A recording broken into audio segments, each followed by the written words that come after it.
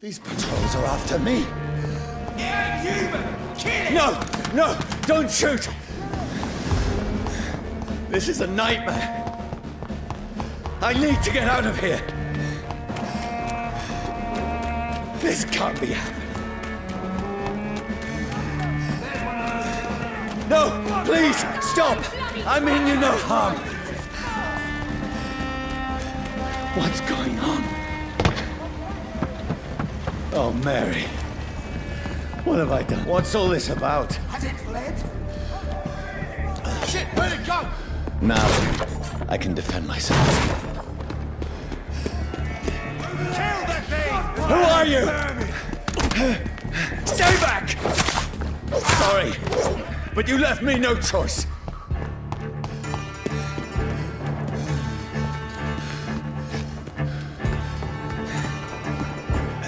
Who are you? Stupid beast! Sorry.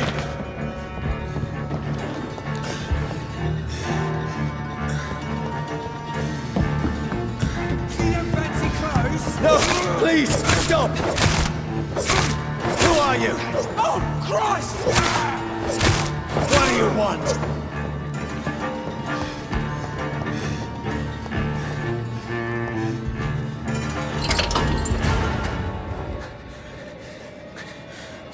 I mean you no harm. I need help. Die, you fucking leech! Please, listen to me. I can't make any sense of this. Shut up, beast! Who are you? What is this all about? What in God's name? I'll do the rest of the job. Just leave me.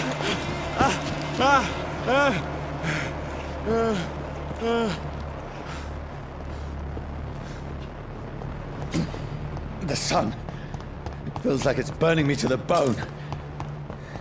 I need to find somewhere to hide. Right now! Let me go!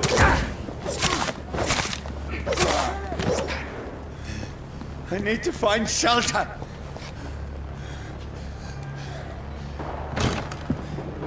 Is anybody there? What is this place?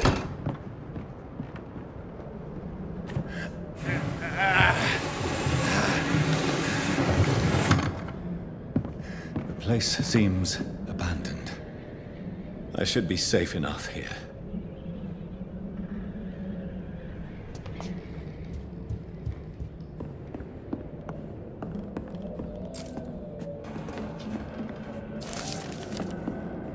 I had better remain here until nightfall.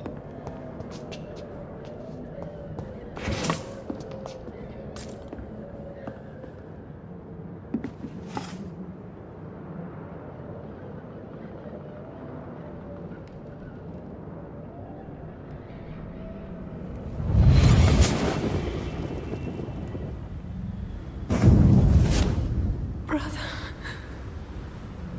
what have you done? Mary! Mary!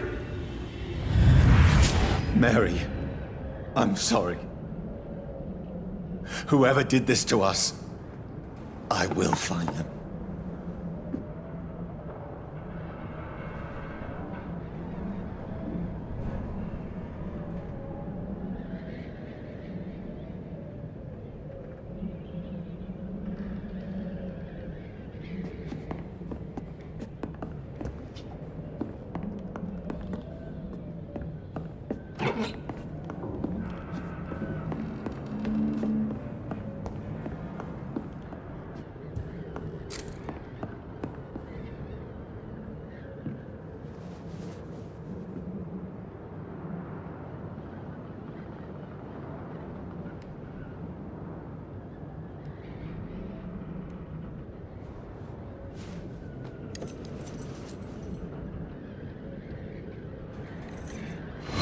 Wait.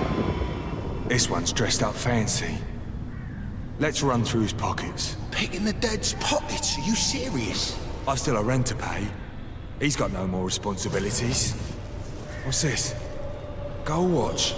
Beautiful it is. We fancy it and share the takings. I suppose we are undertakers. Now, give him an Eve.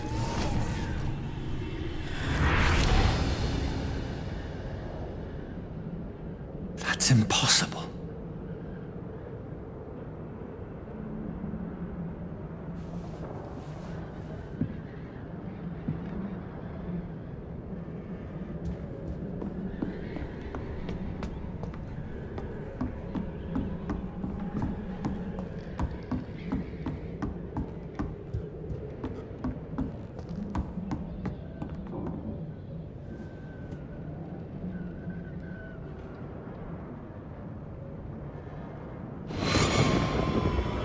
Dreams for the Red Queen that sleeps under crown stone, that she might linger longer, her eyes as white as gold. Who goes there? A prayer summoned by warrior song. A child born from darkness must take scent of his power. Who's there? Are you referring to me?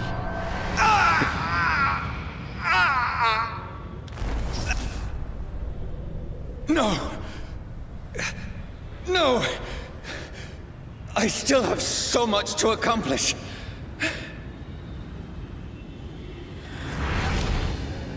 I still have so much left that needs doing.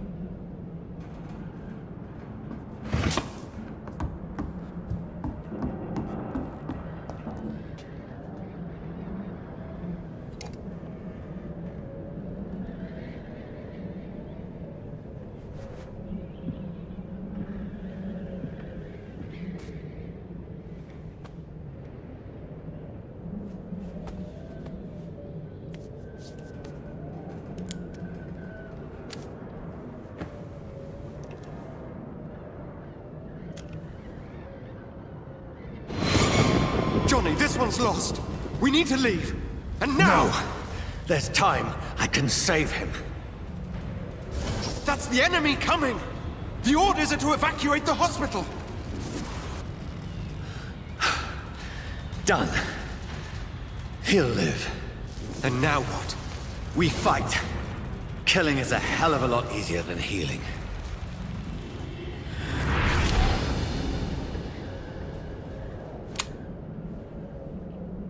No, it never got easy.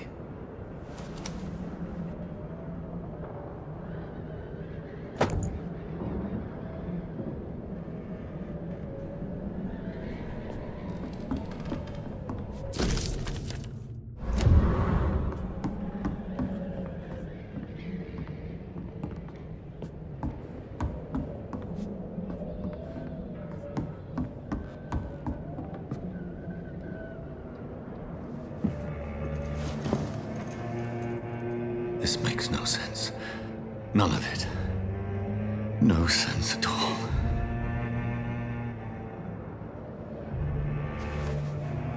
It's a nightmare. That's it.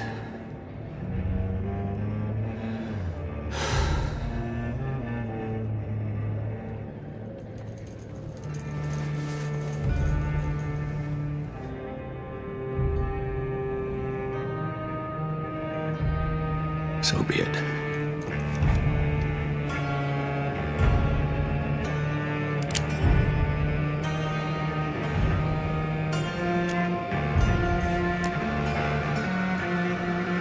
Rational thinking only.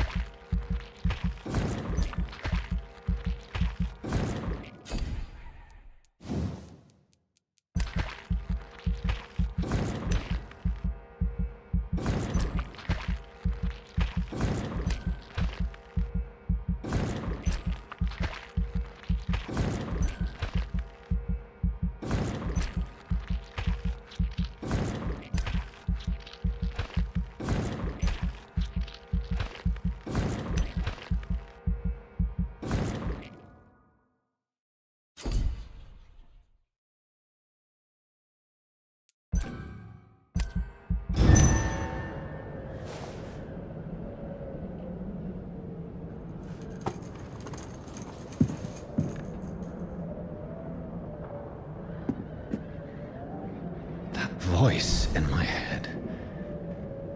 If I'm not mad, then it must belong to the one who made me what I am.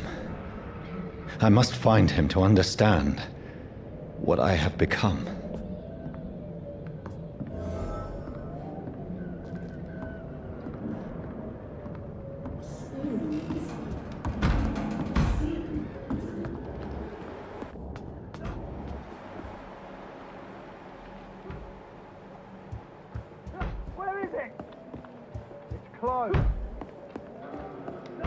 These people want me dead.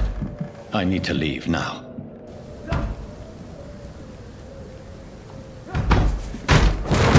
Here's the leech. Here!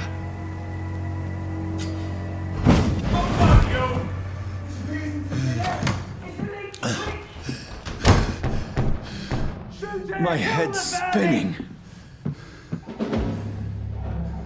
Oi! Come out, you coward! It's locked, all right. Fucking beast!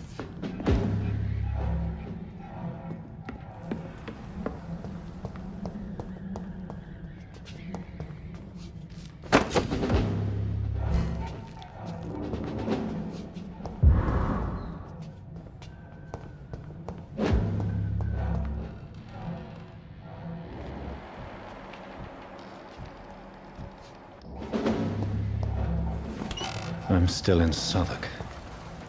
I must reach the West End. Go back home. It's locked. Die, vermin!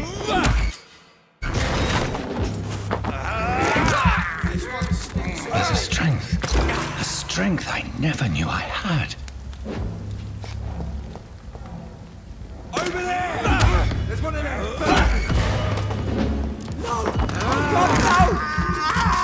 This shouldn't be possible. That leech is fast! Every sinew, every fiber of my being is afire.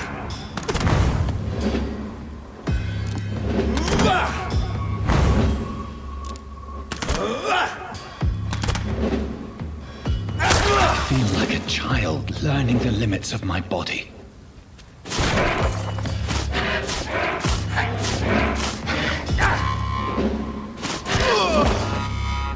My strength, my reflexes. I'm not human anymore.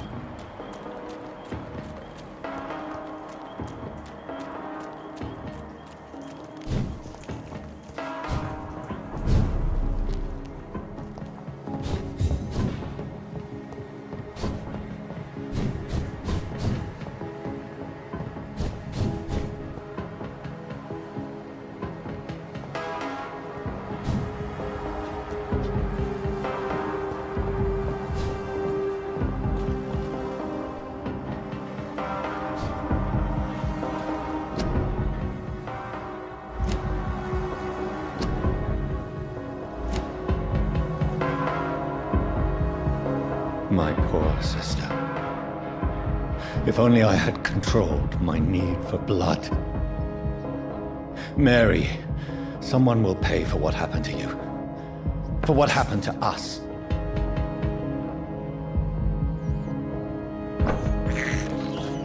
I have this thirst for blood. This is despicable. I cannot enter. The dizziness from the jump. I can now control it.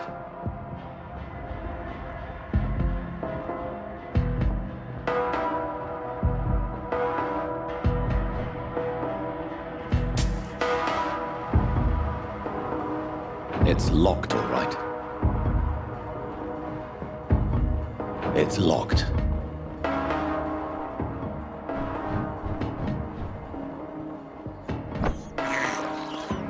I have this thirst for blood.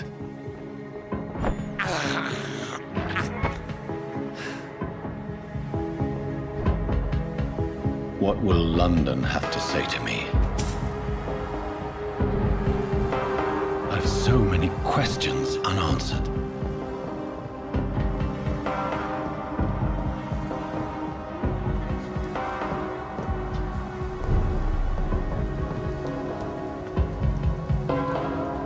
Another corpse. Have the very streets of London become a mausoleum?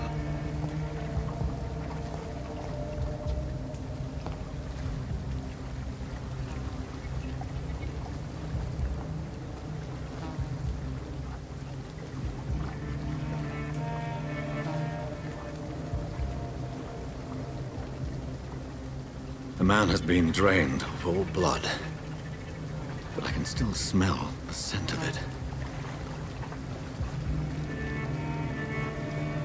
I follow the scent's trail. Perhaps it will lead me to my assailant.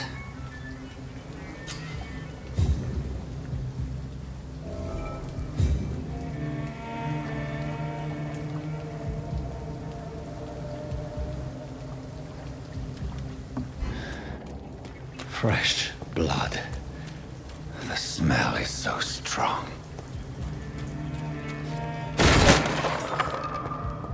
This is a slaughterhouse.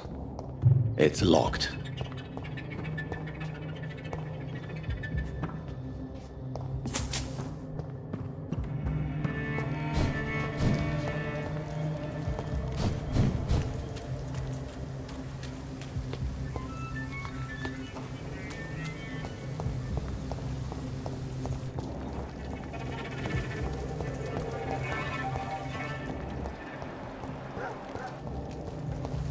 It's locked, all right.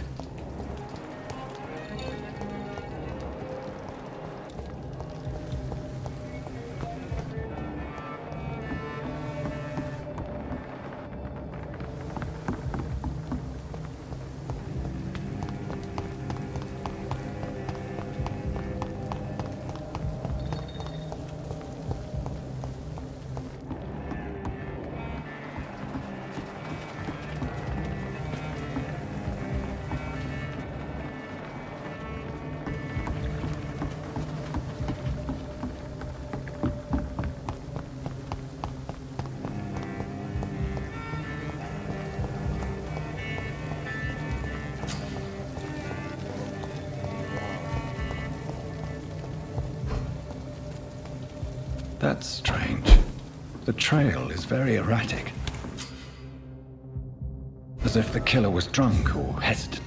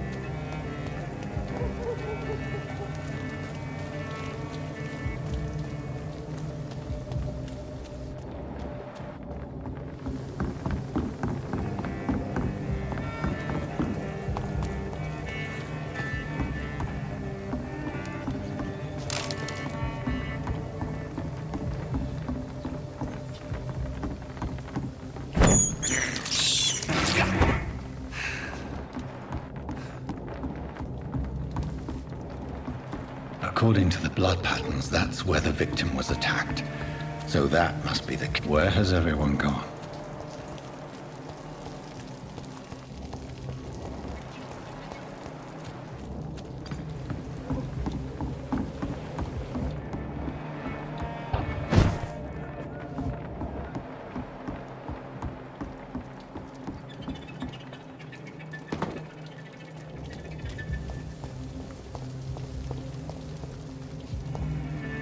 At last.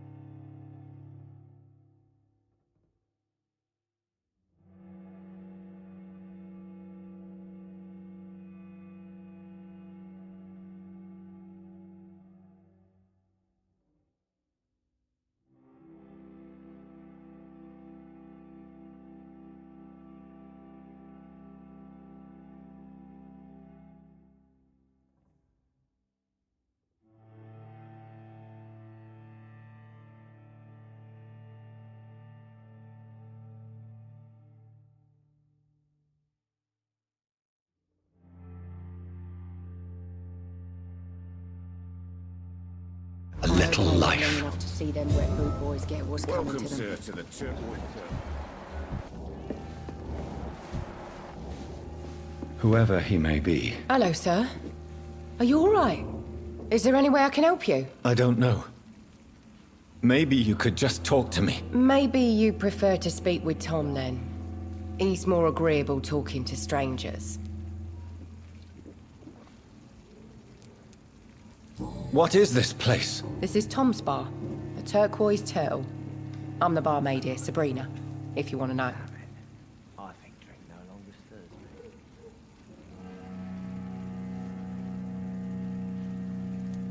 You don't seem to have much business. Where is everybody? Well, most people are sleeping right now. And those that are awake tend to avoid going out. What with the murders and all. Are you always open this late at night? No, it's only since the epidemic started. Tom thought that people may need a safe place to stay. What's going on around here? Where is everyone? Too many dead, sir. First the epidemic, and now all these terrible murders. The murders. What can you say about them? Bodies found in the streets every morning. Drained of blood. It's just horrible. Some say the sewer dog is back. The sewer dog. What's that? No one knows. People have always disappeared around these parts. The ancients say it's the sewer dog coming out to feed. But now he's killing in the streets. What have you heard about the epidemic? There's a Spanish flu. Yeah. Killed so many last summer. Thought we'd seen the last of it. Dozens dying every week. Are the authorities doing anything? Nothing. There are so many quarantine zones in London now. It's gotten really hard to travel across town. I just want to talk. I didn't mean to scare you. I'm not afraid, sir. It's just I've other customers to take care of. I only see one customer. Oh. Well, yeah, of course. I mean, I best check on them. I'll leave then. Thank you.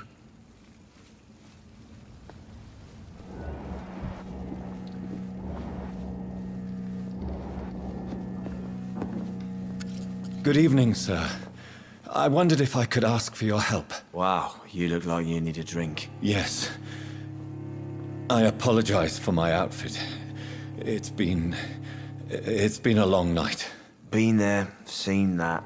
Don't worry, things can only get worse.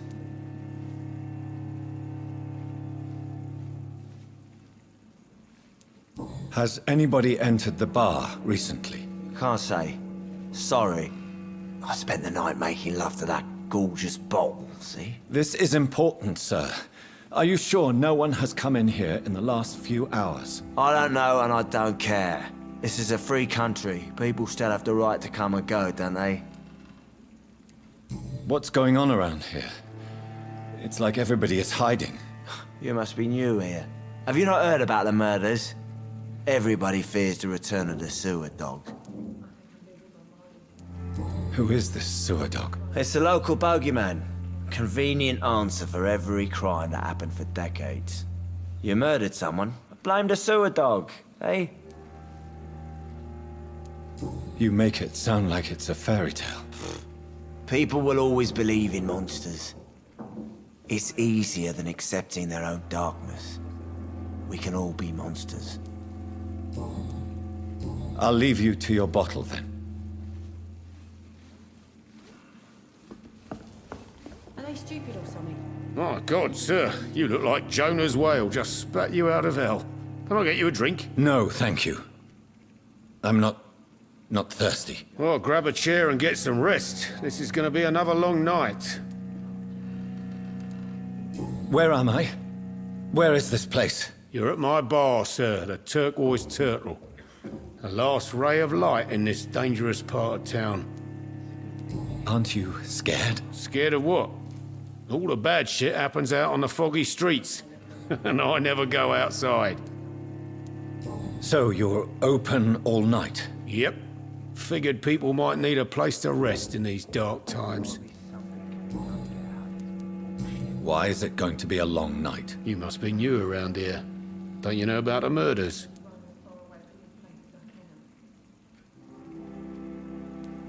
Tell me more about these murders. Every morning for the last few weeks, bodies have been found. And those poor sods didn't die of flu. Do the police have any leads on a suspect? Even before the outbreak, coppers never came round here. We're on our own. People die in these parts all the time, and no one cares. I'm looking for someone who might have passed through here recently. Wondered if you might help. It's been quiet tonight. The only other person I've seen went straight up to his room. Thought it was kind of rude, actually. You mean he's still here? Well, yeah. He paid for the entire week.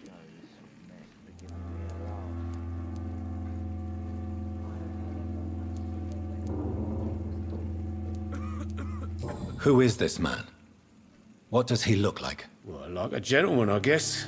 Well-dressed, quite polite. A professor or something fancy like that. Always writing, reading notes. How long has he been here? He rented the room a few days ago and didn't say when he'd leave. I need to meet this man. I have questions. Just climb the stairs and knock on the first door. I heard him open his window, so I guess he's still awake. And, Yes? no funny business. You hear me? This is a respectable establishment.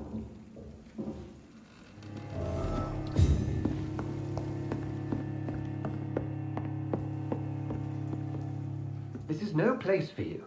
Prewen has several patrols roaming the area. They do not pursue me. But they're looking for vampires, and they're most efficient. They'll not relent until the killer has been identified. I have a common objective, but I require...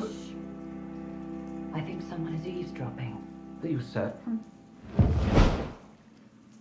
You might as well come in, whoever you are. Slowly, vampire. Who are you? I mean you no harm. Saith the vampire. Present yourself. I need a word. With anyone.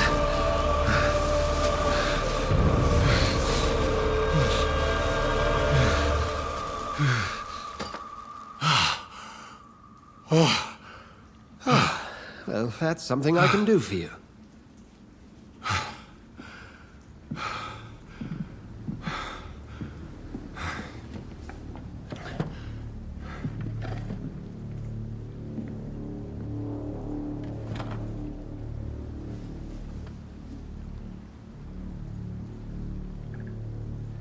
And who might you be?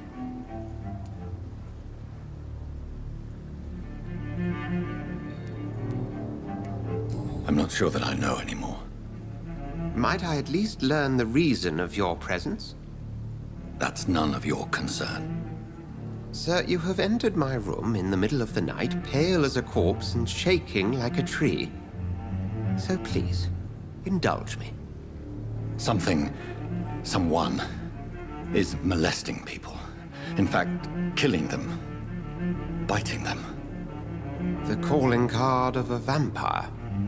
Like you.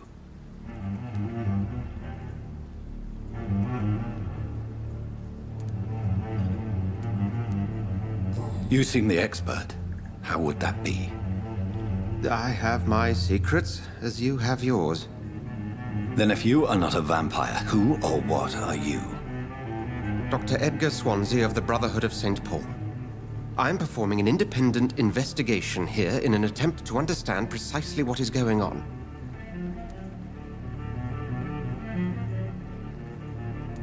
I heard another voice, that of a woman.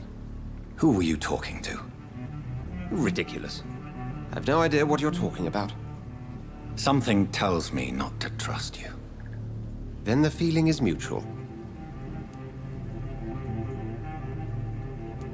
What have you uncovered concerning the murders? It started a few nights ago. Rumors of violent murders. The docks have always been, shall we say, somewhat unsavory. But this is different. How different? A vampire is at work here. Famished. Reckless. It must be brought to ground, and quickly.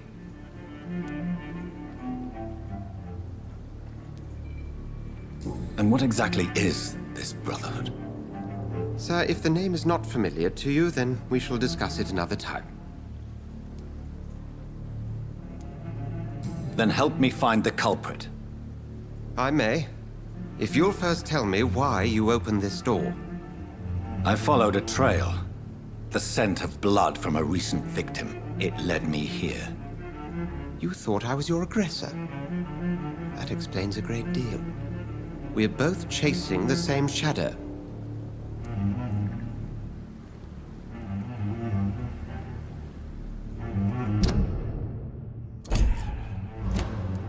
Perhaps. This is all new to me. I'm not even certain what I'm looking for. You should let me handle this affair. You've no idea what you're up against. No. I will find the monster. He is mine. How will you do any better than I? But then let me ask you this. What are your intentions if you find the killer?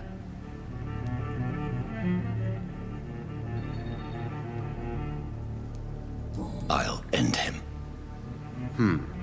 Then I can only wish you good hunting. And pray we shall meet again.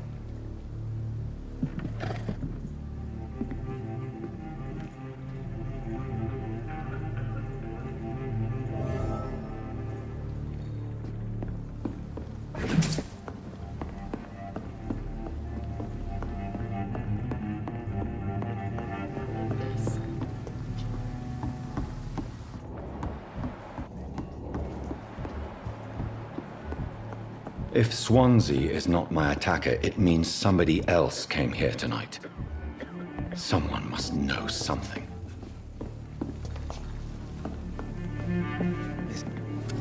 Hello, sir. May I disturb you again? And you're still ugly as sin. I'll leave you to your bottle, then. Evening, sir. Can I help you? I have a few questions for you. Well, if you must. I spoke to Dr. Swansea. He's not the man I'm looking for. Now, I want the truth. The truth? What do you mean? I suspect that someone else was here tonight, and I don't think Tom wants to tell me about it. I'm just the barmaid here, okay? If Tom says you're the only visitor we had, then you're the only visitor we had. I can feel your fear, madam. Please, tell me what's going on. It's Will. William Bishop. He came in here earlier tonight and he... Well, I thought he was going to clock someone.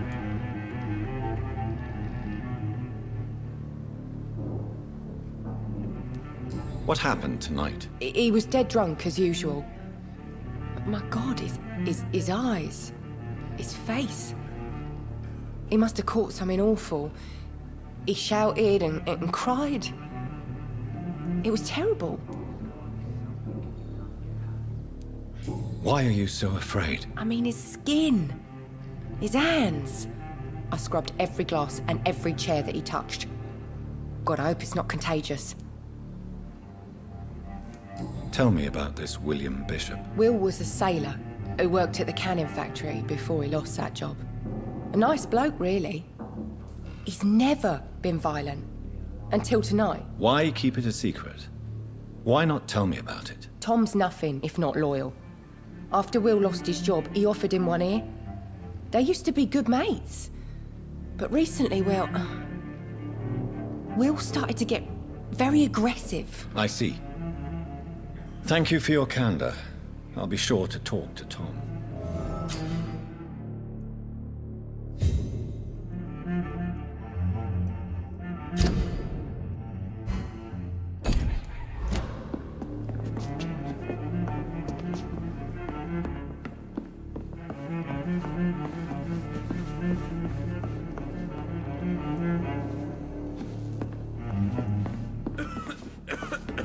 Damn it. Welcome back.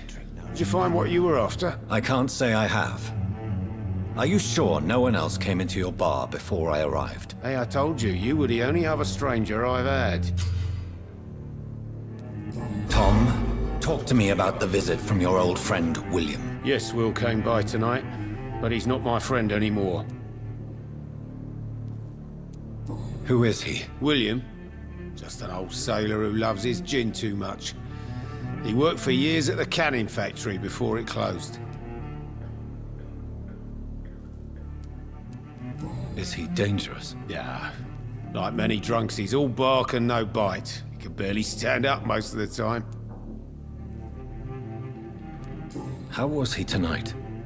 Was he different? Sicker than usual, perhaps. He whined and mumbled about how mean people were to him and how he'd like to talk to me outside, and then he left when I refused. Why lie to me if he is not your friend? I didn't lie. I said you were my only unannounced customer, and that's the truth. I need to find him. It's a matter of urgency. Do you know where he is? You could try his boat. It's up by the North Pier. He sleeps there when he's too drunk to get home. Please describe him to me. What do you expect? He's a tall, sick bastard with a bad rash and torn old clothes. William used to be strong. Now he's a mess. Thank you, Tom. If you see him, tell him I don't want him back here unless he cleans up his act, okay?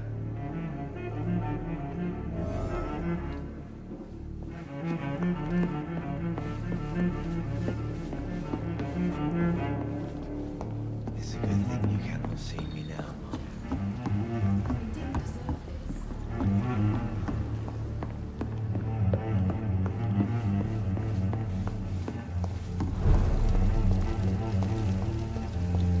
I will get to the bottom of this intrigue. What's been done to me, to this city.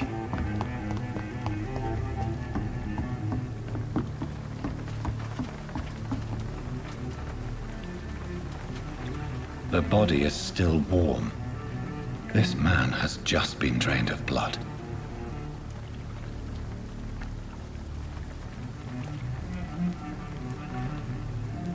What's this? Some sort of note.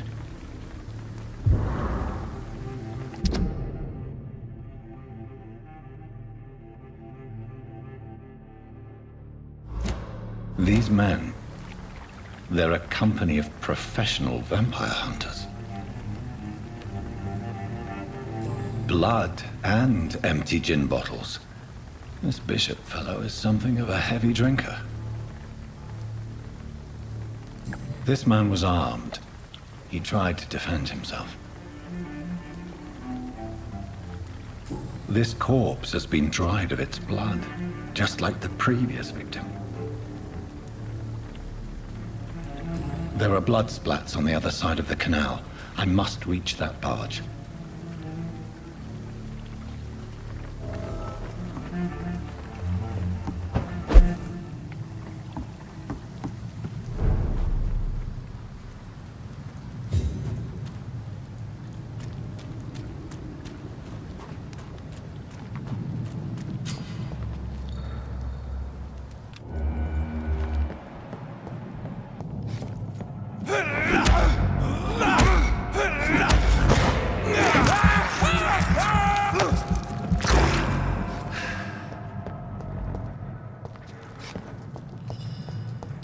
I cannot enter.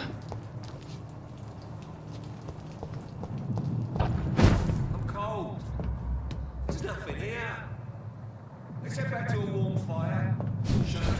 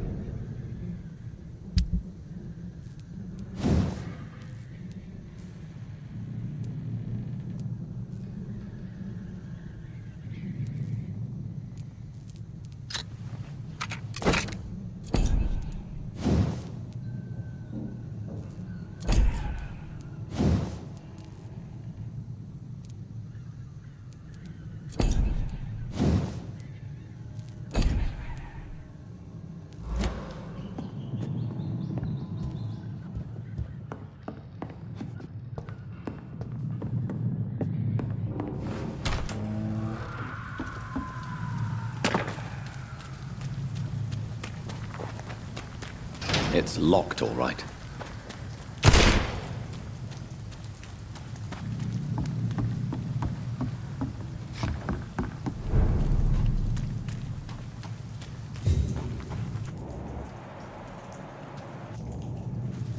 Fresh blood. The whole building reeks of it. The scent is so strong it makes me dizzy. I'll not betray your trust. It's first, you see. I need a drink. I'm so thirsty.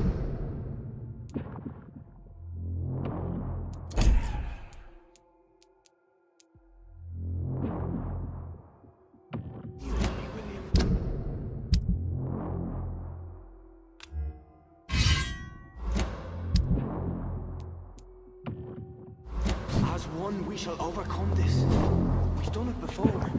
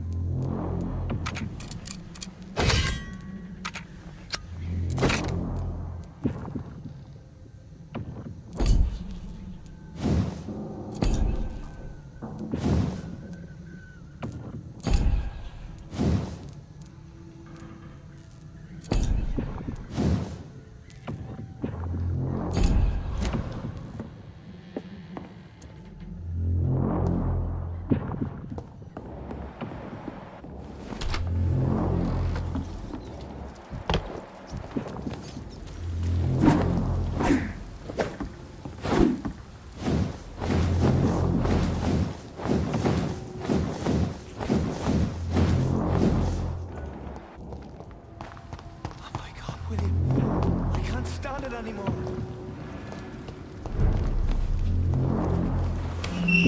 This place reeks of bloodshed.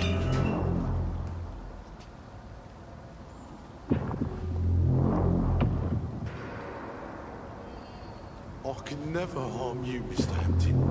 You're my only friend. I know your heart, William. Alas, you must give me permission to leave. I'll not betray your trust. It's first, you see. I need a drink. I'm so thirsty. Leave me, William. As one, we shall overcome this. We've done it before. No. I had a drink outside tonight already and it did not quench my thirst. I must have more. Oh, dear God. Not again. William, please stop. Just a sip, I promise. You are my dearest friend. You're my last and dearest friend. William, my arm. I can't feel it.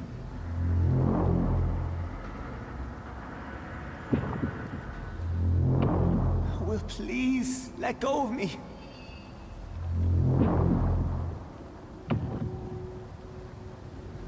Oh my God, William. I can't stand it anymore. This creature is bedeviled. I must put it down.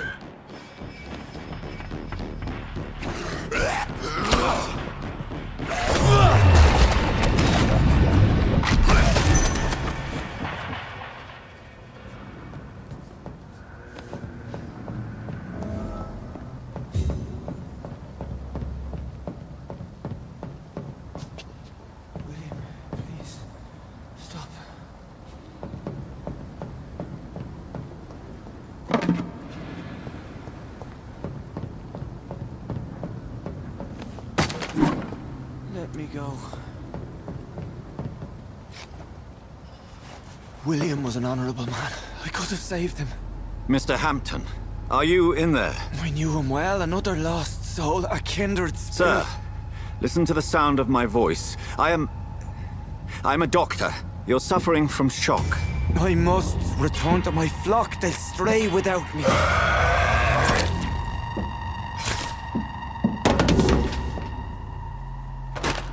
Remember, certain skulls are every bit as resistant as we are. Who are you? What do you mean by Skal? You truly are a newborn. I should have realized. Wait.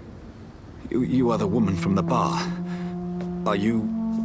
like me? Can you help me? I believe, sir, I already have.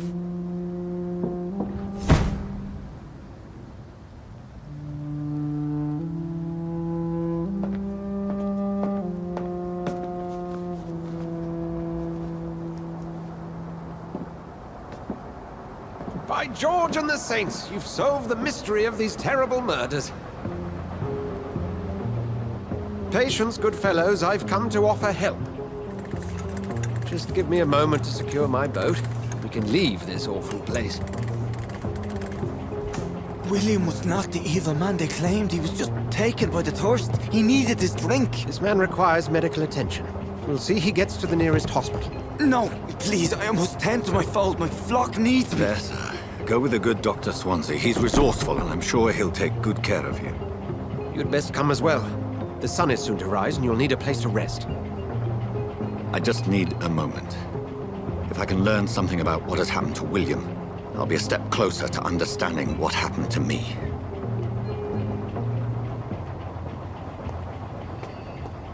This poor creature can't be my maker. Could it be some subspecies of vampire? I must find a place to analyze the blood.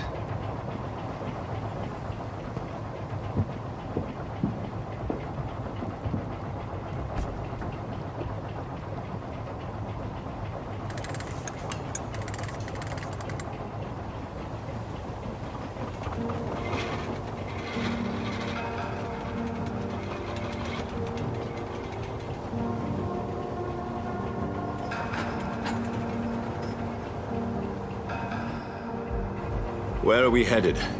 We're on our way to the Pembroke Hospital. It's just across the canal. They'll have a bed for poor Mr. Hampton. William was... what manner of creature was he? Predator, prey, villain, and victim. Who can say? The important thing is that he's been stopped. Duly noted. And the woman? What... who is she? What woman? Oh, don't play me for a fool. You used me to locate that skull. You must know who she is. And I thought you a gentleman. You shouldn't talk about a lady behind her back, but I will tell you she values her privacy. For London as peaceful as she appears from the middle of the canal. If only that were the reality of the situation. To be honest, I've always tried to avoid this part of town. Pembroke Hospital is the last bastion between the rest of London and the epidemic. The flu has decimated the East End and the war still rages. Welcome to the front line of the plague. This is where you work, Dr. Swansea? I am the administrator of Pembroke Hospital. I thought you were here in service of your mysterious order, the Brotherhood of... Of St. Paul's Stole, yes. But first and foremost, I'm a man of science. A physician, like yourself, Dr. Reed. How do you know who I am? No need for modesty. You are Dr. Jonathan Reed. A surgeon of some caliber and renown, if I'm not mistaken. You are correct, sir. I knew it. I had my suspicions. But when you took the blood sample from the corpse of poor William, I was certain. Dr. Reed. Marvelous. Have we met? I attended 3 of your seminars before the war. I have the utmost admiration for your research. And what a turn of fate. England's most esteemed blood specialist returns to London a vampire. That word, again, from a so-called man of science. I understand. Traditionally, the role of science is to refute myth, but when myth walks among us, the Brotherhood of St. Paul has dedicated its purpose to their study. There's so much for you to learn. Of that, you are right. Well, then let me be blunt. Join my staff at Pembroke Hospital. As a physician. I suspect you'll not find a better post of employment to contemplate your predicament. This is sudden. I was returning home to see my sickly mother. But alas, that was before contracting this... affliction. Dr. Reed. take a moment to consider? The post would be for the night shift, providing a good explanation for your absence during daylight hours. You'll be adequately reimbursed, and have a place to hide. I even had the forethought to bring some clean clothes. So, what do you say? It seems I have little choice, but yours is a generous offer, so I thank you. Brilliant! Oh, Jonathan, this is one for the book, and the beginning of a beautiful friendship.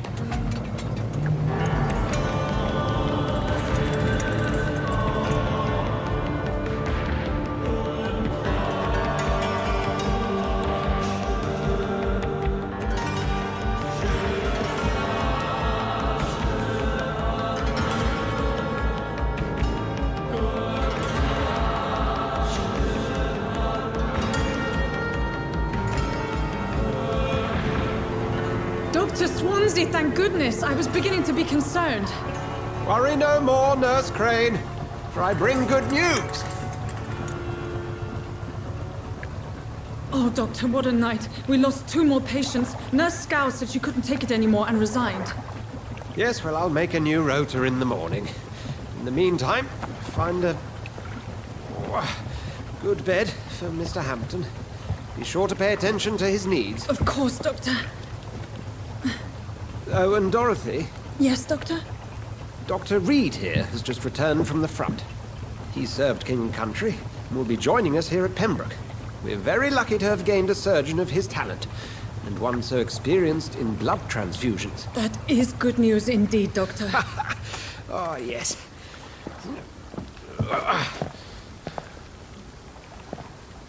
Here at Pembroke, it's not what we have, but what we haven't. It's only thanks to Nurse Crane and the staff that our ship doesn't sink. If you have any questions, just ask her. Duly noted. Thank you. Your assistance is required, Dr. Swansea, immediately. Welcome aboard, Jonathan. We'll catch up after my rounds. Coming, Nurse Crane. I'm coming.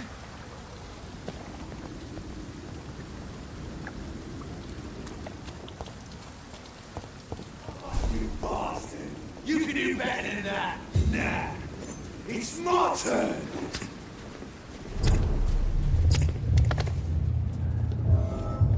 Rotten or pristine, each heart contains the secret of life. Drink at this river, try it all.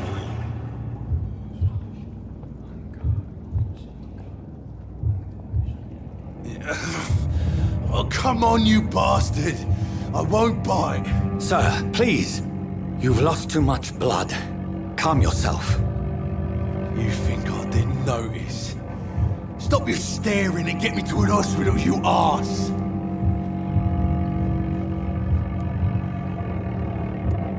Insulting a good Samaritan. Not exactly the way to get rescued. Alright, sorry. I am in pain here. My guts are spilling out onto the street and you're yabbering on. Yes. That's a very nasty wound you've got there. Take my word, I am a doctor. Dr. Jonathan Reed. Name's Clay Cox. I'd appreciate you helping me to a better place, Doc. Follow me, Mr. Cox. Let me assist you to that better place.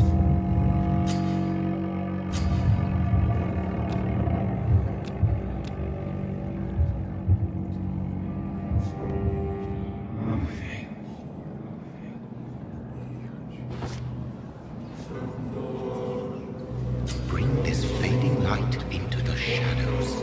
Dance with him the dance of life and death.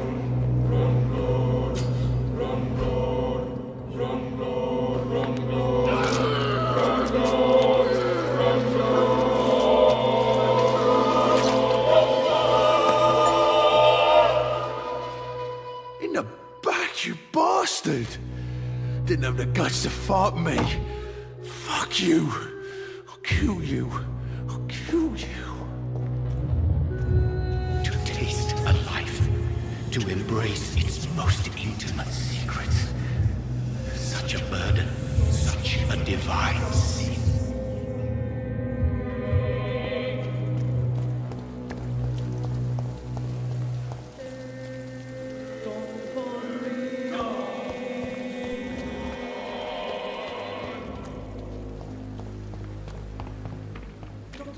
asked me to connect you, Doctor, where have you been? I've little time to play hide and seek with new staff members, no matter how illustrious they may be. I apologize, nurse. I needed some time to myself. This has been the longest and strangest night of my life. You delivered poor Mr. Hampton from a terrible fate. The means to that end should be of little concern, Doctor. Thank you, nurse. What can I do for you?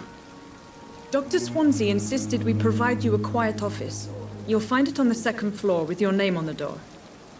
Thank you. Nurse Crane, isn't it? Yes, Dorothy Crane. Welcome to Pembroke Hospital, Dr. Reed. Your office has been prepared. I would like to ask a few questions first. What kind of man is Dr. Swansea? Well, you accepted the job from him. I thought you would have known about your employer.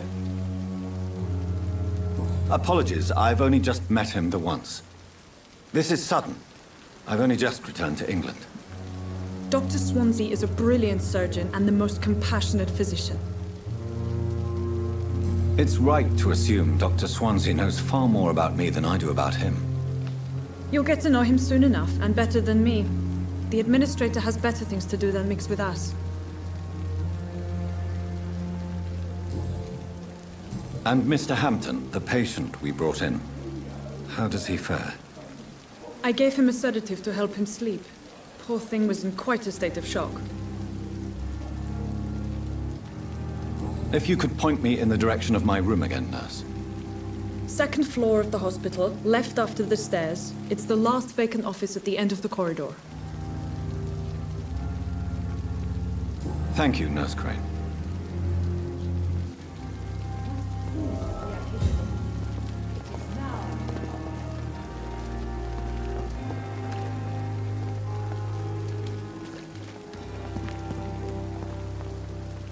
Good evening, sir. I'm Dr. Jonathan Reed. I'm new here. I've already heard about you, Dr. Reed. I'm Milton Hooks, the ambulance driver for this shithole of a hospital. That's quite a blunt introduction, Mr. Hooks. You can call me Milton. I like to speak my mind, Dr. Reed. Perk of the job. Don't judge me, and I won't judge you. I'm not sure I understand what you're talking about. Well, I'm no doctor, but I'm pretty sure a gun can't be used as a surgical instrument. You have a keen eye.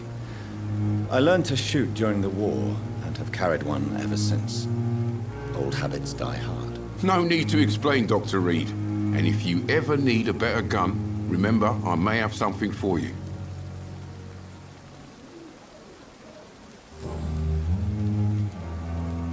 Are you really smuggling weapons through the hospital? And why not? I've already been attacked by patients, you know. And by gang members willing to steal my money. But you're not defending yourself. You're selling guns to civilians. You keep people alive your own way, Doctor. I offer them another way to protect their health. How is the situation around here? You want to hear the situation is all right? It's fucking awful. We lack everything, and it's getting worse every day. So what do you do exactly in this hospital? Apart from smuggling guns, I mean. I've been an ambulance driver since... too long, I guess. I'll bring sick people here night and day. It's a dirty job, but I get it done. Most of the time. Since you're on the front line, how is the sanitary situation in this vicinity? It's a complete disaster. It's even getting dangerous to enter some streets or buildings. Even the locals attack you. It sounds like things have been a bit rough recently. What's happened? Yesterday I got attacked by the patient I was bringing here. I escaped through the hospital's garden, but I lost my wallet when I was running. You left an infected patient outside the hospital? That's incredibly dangerous. Go there yourself if you want, but be careful, Doctor. I'd rather not bring your dead body back.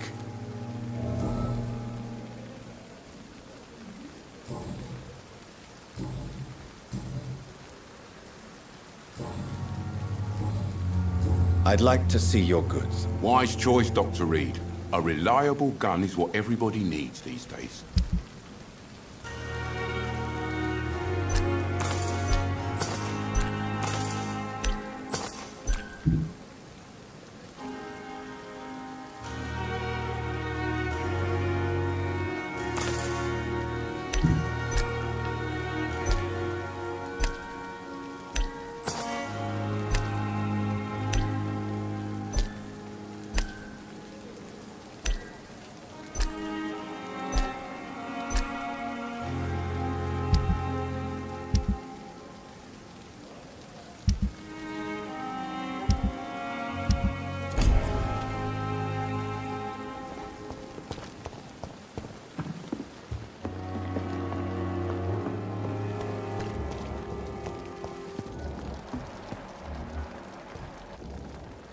Good evening, Milton. Good evening, Doctor. Still trying to save lives? Goodbye, Milton. Dr. Swansea is right. This place seems perfect to conduct my research. Good evening, nurse. Good evening, Doctor. I don't think we've been introduced yet. My name is Pippa Hawkins. And I'm Dr. Jonathan Reed. Dr. Swansea has recently offered me a position in this hospital. Well, it's a euphemism that your help will be appreciated, Doctor. How would you describe this situation at the Pembroke Hospital? It's serious. The flu is wreaking havoc amongst the staff and patients. We are running out of everything.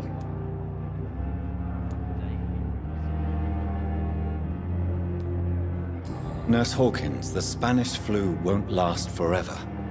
Even the Black Plague didn't kill everyone. I wish I could believe you. But what if this epidemic was worse? What if in the end, nobody was spared? You must get a hold of yourself, nurse. Sorry, I'm exhausted. No one has any idea when this epidemic will be over.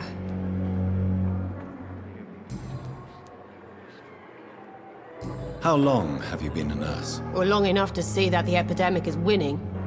And no matter how qualified you are, don't tell me you'll change that.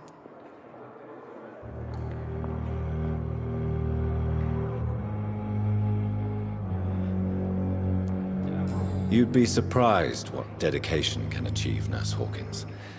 In medicine, sometimes we're just a test result away from a miracle. Sorry, Doctor.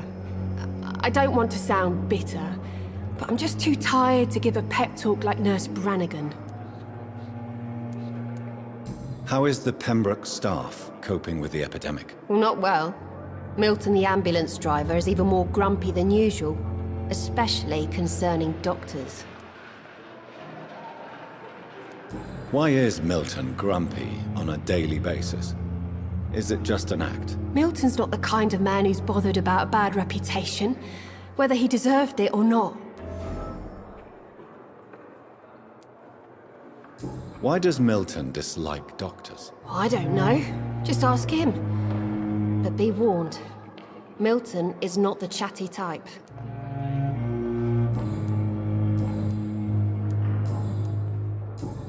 Goodbye, Nurse Hawkins.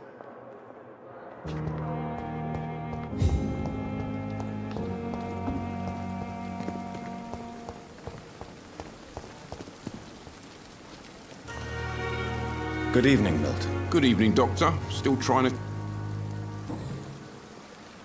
Why do you have such a mediocre reputation among your colleagues, Milton? Fuck them. Nobody knows the horrors I've seen since working here. This city was sick long before the epidemic, Dr. Reed. I know it's a difficult task, but correct me if I'm wrong. Is this not the job you are paid to do? I've seen babies left to die while their brothers were properly fed.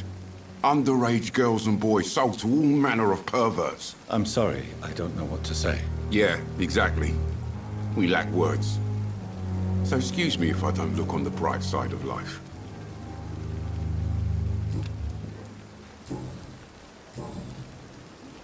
Goodbye, Milton.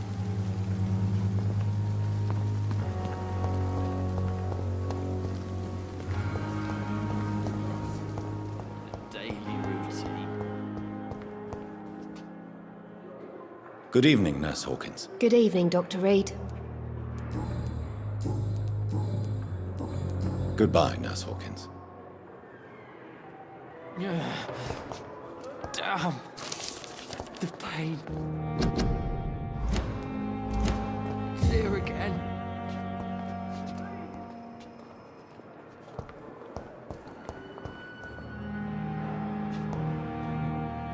Good evening, Mr. Hampton. How do you feel? Dr. Reed, is it? Oh, sir, I must apologize for my behavior. What do you mean? I was not myself in the factory. Fear and exhaustion made me say awful things to you, I'm afraid. You remained perfectly nice and polite. A little delirious, perhaps. But who wouldn't be after enduring an abduction? Thank you, Doctor. That's a relief. Now all I need to do is rest and return to my flock. How did you end up in William Bishop's den? I had received alarming news about his recent behavior. I went to his place and he refused to let me go.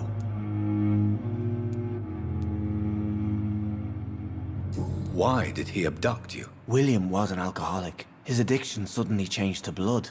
I don't know why. Just like a patient I met here. This Miss Hawcroft. You dared to enter this awful place alone. You're a hero, Mr. Hampton. Or a fool. I'm just a man trying to help his friends, Dr. Reed. William Bishop was a conflicted soul, searching for light.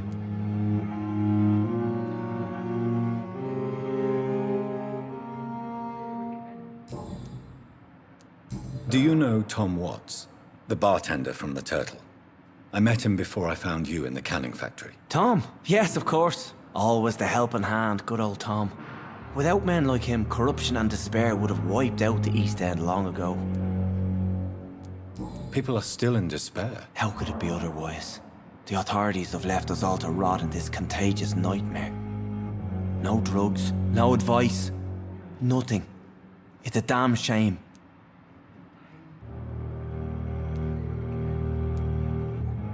Who should I avoid in this part of town, then? Any particularly evil figures? Not really. Most men and women are just doing their best. And it's not my habit to speak ill of people I know, Doctor. What is the general situation in the East End docks? The situation has always been tough, with a lot of tensions between the gangs and the dockers' trade union. The wet boot boys are very nervous since they lost their leader. Who leads the gang now? Since Clay Cox went missing, it's his wife Edwina who runs the show, with the assistance of her minion, Booth Digby. Has the gang been threatening you? Ah, no. I've had this nickname for so long, you know, the sad saint of the East End. No one dares to bug a saint, not even criminals.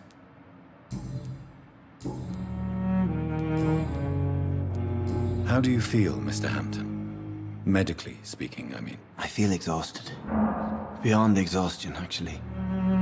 William drank so much of my blood in his madness. I feel empty. You're in good hands here. Dr. Swansea is well versed in blood transfusion, and I'm sure he'll take the best care of you. Thank you, sir. I believe all I need is rest, and then I can go back to the people who need me. What do you do for a living, Mr. Hampton? I can't help but notice the cross around your neck. I manage a night asylum for the poor and homeless of the docks, and I try to guide the lost and hesitant on the right path to our Lord. Are you a priest, Mr. Hampton? A deacon, maybe? Not at all, Doctor. I'm just a man of faith willing to preach the good word. Why didn't you use your cross against William Bishop? To repel him somehow? That's a very strange question, Doctor. A cross is no magical token, if that's what you were trying to say. Not mine, anyway.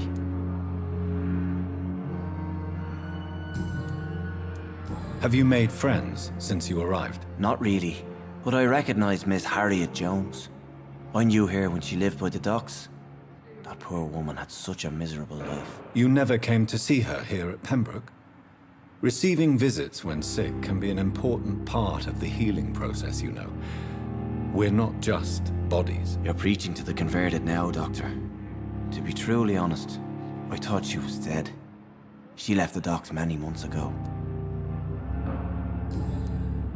Goodbye, Mr. Hampton. We'll talk again later.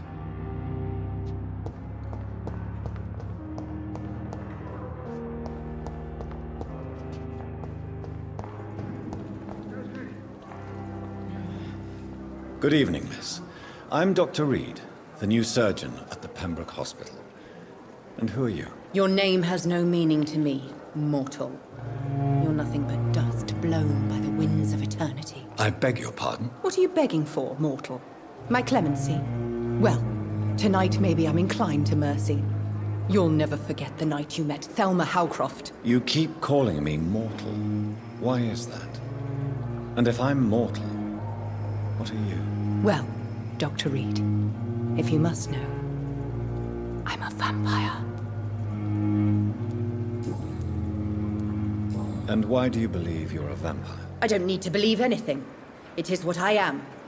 It is what I feel within this hollow shell of flesh. Please, describe to me how you feel. What is it like to be a vampire? I can hear my body crumble from the inside as my flesh cracks and fades.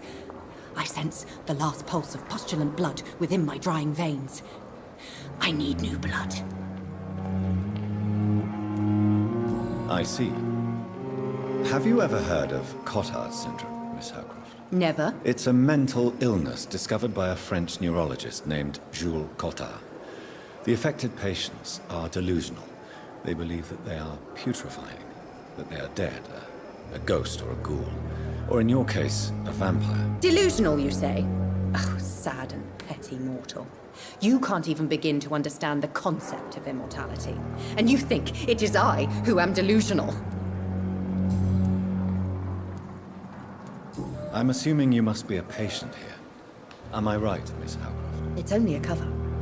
To hide from my enemies. I can leave whenever I want. As a woman, a spirit, fog, or bat. Who are these enemies you mentioned? Can you describe them? I cannot say for sure. But I sense their eyes on me from nearby. I feel them watching me every time I visit the garden near the morgue. The staff here are not your enemy. They're here to help you, to care for you. I'm not speaking of the doctors in white. I'm speaking of the men and women who hunt me. For I am a vampire! I see. Don't worry. These people will not find you here. I'll personally make sure they leave you alone. Thank you, mortal. But do not interfere with them, for you are no match for those that hunt me. I'll leave you, Mistress of the Dark, to your nocturnal activities.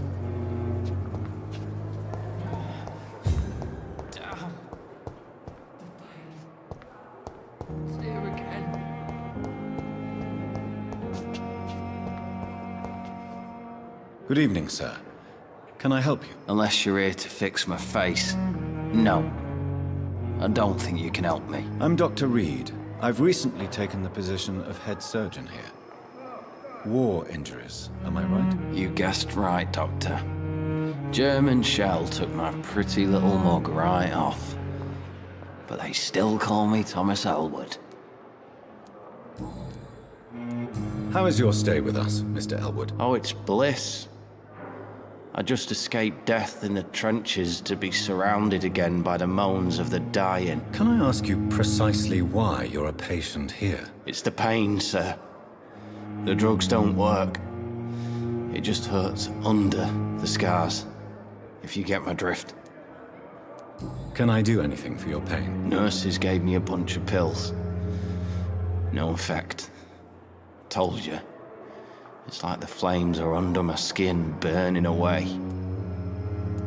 Who is treating you? Is someone in particular looking after your case? Nobody since the old and tired doctor spoke to me. Started to think I was forgotten about. Wouldn't blame you. You don't seem worried by that. My face hurts so much more when I smile or cry. I've learned it's easier not to speak. But be assured I'm smiling inside.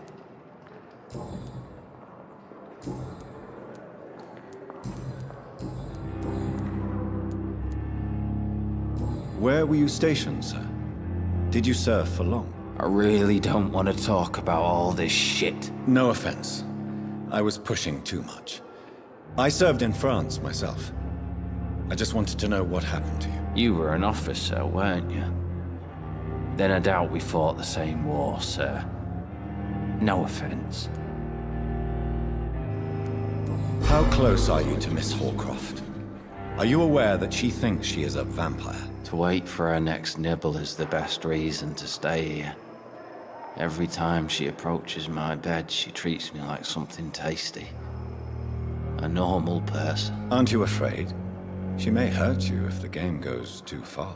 She's quite harmless, I can assure you. Her head's broken inside is all. While I'm busted on the outside. But she's still beautiful. Living proof that there's hope for me. So do you let her bite you? You know that's not sanitary. And why not? She's only supping a few drops of me blood. And the pain, it's real for once. She could decide to bite less willing patients. Then it's another good reason for me to stay here, Doctor. You do realize she's mentally disturbed. It's called the Cotard syndrome. She truly believes she's a vampire. In her madness, she never refers to my scars.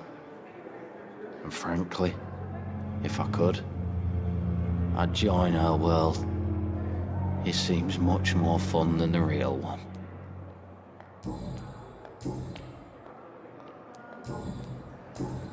Goodbye for now, Mr. Elwood. Damn. The pain. See it again.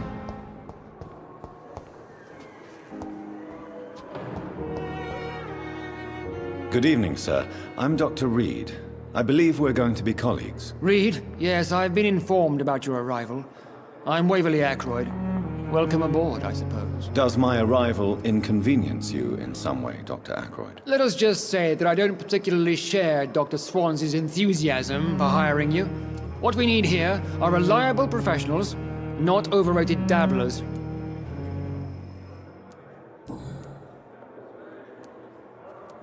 If you have a problem with me, Dr. Ackroyd, please feel free to tell me. Dr. Swansea has imposed your presence on this hospital without asking anyone's advice. The benefit of his position. But I don't agree with it. I know we've never met before, but I believe this hospital could use all the help it can get. You will agree with that, I'm sure. Oh, but I have heard about you, Dr. Reed. Of course, you can't say the same about me, since I have not wasted my time courting the press.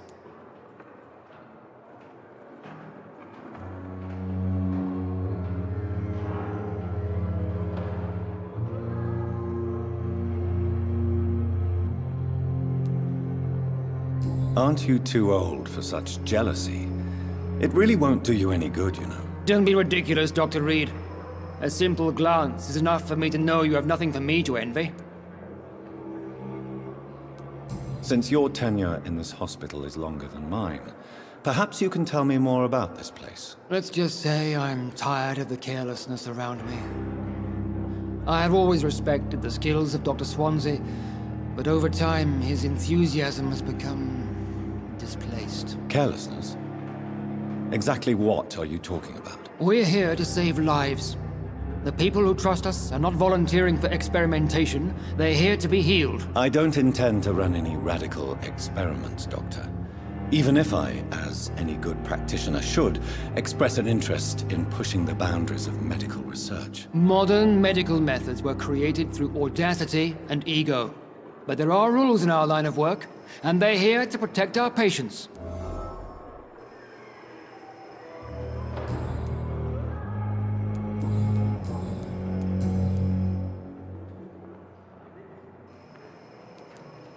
I don't know what you've heard about me, but I have already proved my value as a practitioner. I don't question your skills, Dr. Reed, but your motive. Is it money, fame, or are you truly dedicated? And what exactly is that supposed to mean? I served in the war just like you. But unlike you, I did not use the wounded to play the modern sorcerer. Be careful what you insinuate, Dr. Ackroyd. I only want you to admit you used those men to improve your theories.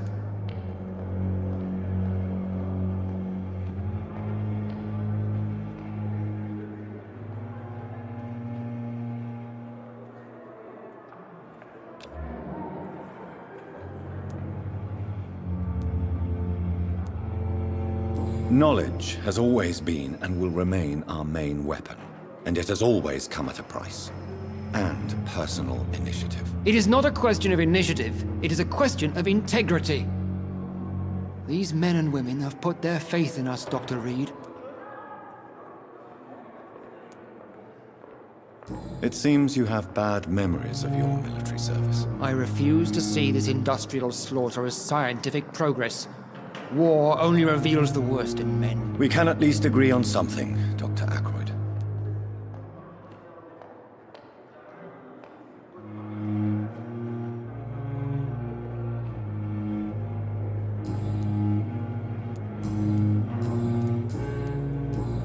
Thank you for your time. We'll talk later.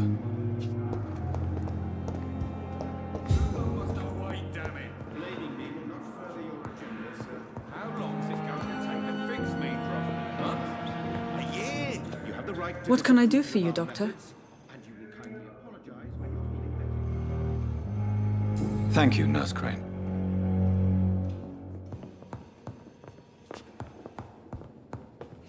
My sweet girl. Good evening, Doctor. I believe we're going to be working together. Dr. Reed. Dr. Swansea informed us of your arrival, but I could not dare to believe we'd have such good fortune. Such an honor, sir. Thank you. And you are? I am Thoreau Strickland, Dr. Thoreau Strickland. I'm a great admirer of your work, Dr. Reed.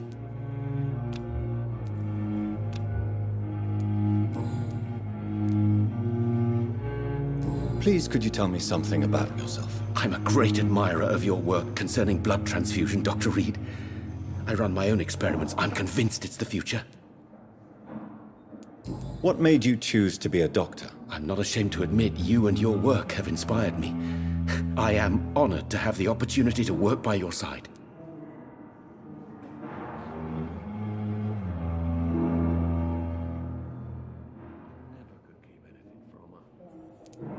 It's always a pleasure to share scientific and medical knowledge with someone eager to learn. I'll be glad to help you if I can. This epidemic may be the century's most terrible disaster, but I'm convinced that we, as doctors, are the only ones able to defeat it.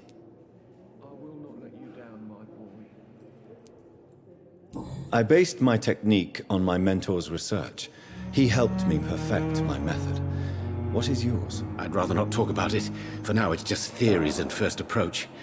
My process is purely experimental and unsuccessful. As long as you're cautious and methodical, you may remain empty-handed, but you won't fail. You're not the first one to warn me, but I am convinced knowledge is the main weapon against the ravages of this epidemic.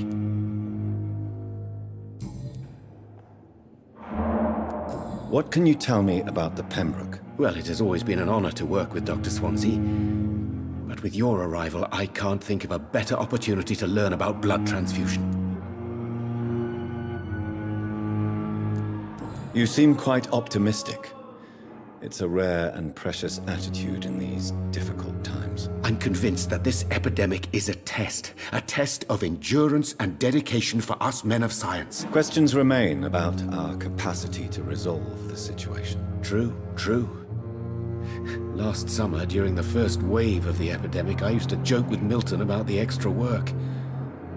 We're not smiling now.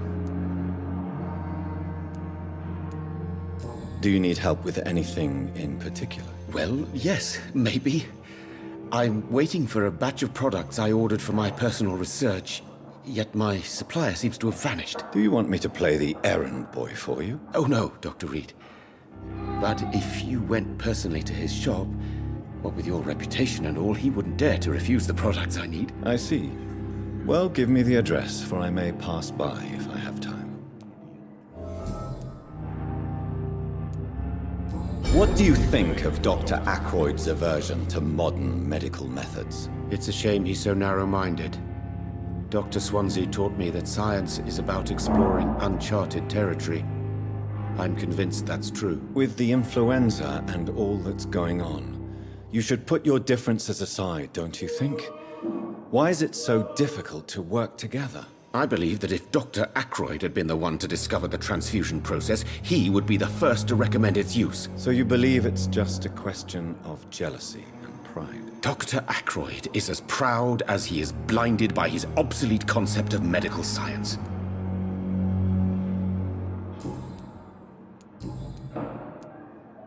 Tell me more about your willingness to experiment with new medical techniques. Harvey Fiddick is a patient suffering from a severe injury that could cripple him if not treated correctly. I'm convinced your blood transfusion technique could help him. What is it you really want? To save him, or to prove your point? A fair question. I want nothing but to save my patient, Dr. Reed. Especially since I know Mr. Fiddick's story. Tell me Mr. Fiddick's story. Our first diagnosis was compromised because Mr. Fiddick lied to us about the real origin of his injury.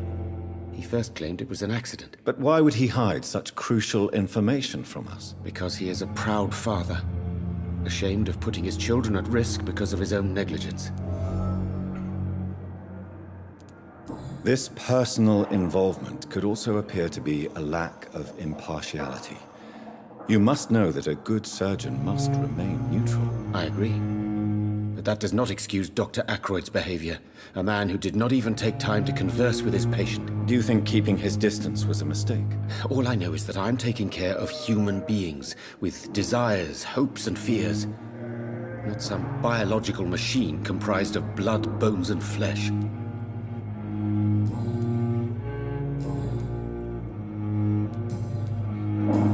Goodbye, Dr. Strickland. Never could keep anything from her.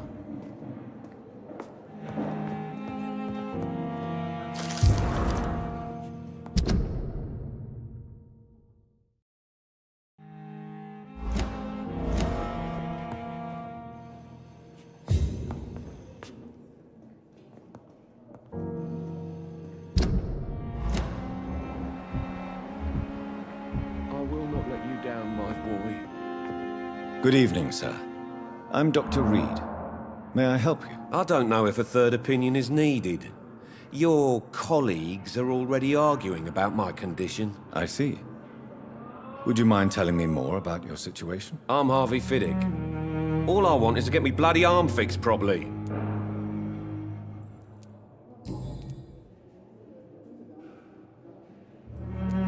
Tell me about yourself, Mr. Fiddick. I'm just a regular guy waiting to get his arm fixed, so I can return to work and to my family. I was more curious about what you were doing before being hospitalized. I'm a carpenter, and a good one too.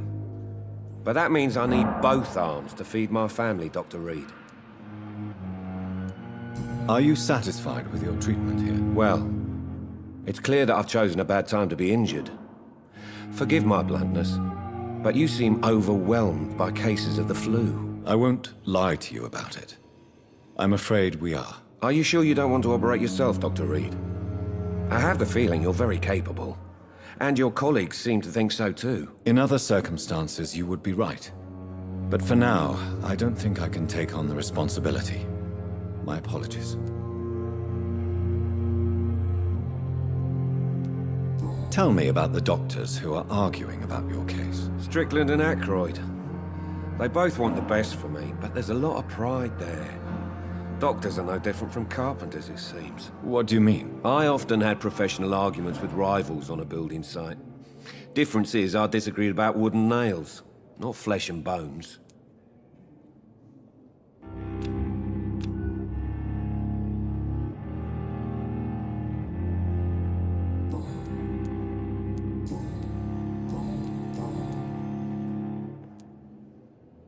You seem worried about the safety of your family. And it's obviously the reason why your wound troubles you so much. I cannot give up on my children now.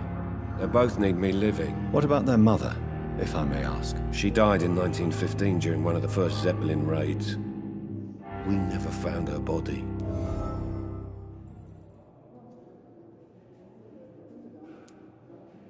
Tell me more about the death of your wife, Harvey. 1915. I was in the army, building workshops for the Royal Flying Corps. Helen was happy I wasn't sent to the front. What happened? The Germans sent Zeppelins to bomb the construction site, but they missed their target.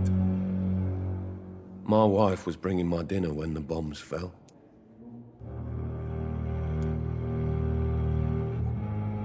I'm sorry for your loss. So many died during the bombings. I served in France and witnessed the carnage there. I would like to say that she didn't suffer. Truth is, I have no idea. I just know that I'm all that me kids have. Poor little bleeders. How are your children after losing their mother? They were smaller then. The only good thing about this is my Helen didn't bring them with her that night.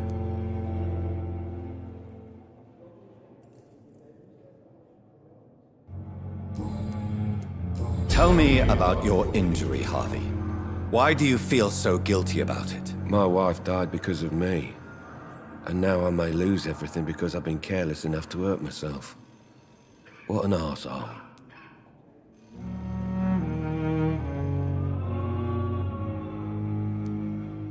How could your job be responsible for your wife's death? I was working a double. She went out to bring me a hot meal and got caught in a German bomb raid.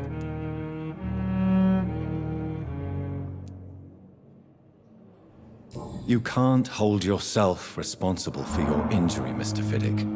Unless you tried to hurt yourself. Of course I didn't hurt myself. But I can't work until my arm is fixed. My children need to eat, Doctor.